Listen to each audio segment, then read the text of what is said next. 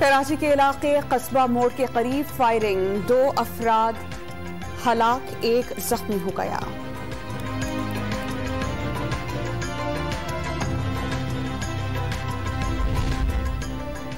कराची में load shedding का जिन बेकाबू हो गया, अवाम के सब्र का पैमाना लबरेज। के इलेक्ट्रिक के खिलाफ अवाम सड़कों पर निकल आए। Garden, Mauripur, Korangi, Baloch Colony, Saddar parking area में एहतजाज। अतराफ की सड़कों पर ट्रैफिक जैम। मुजाहिरीन का हुक्काम से बिला ताअत्तुल बिजली फराहम करने का मुतालबा।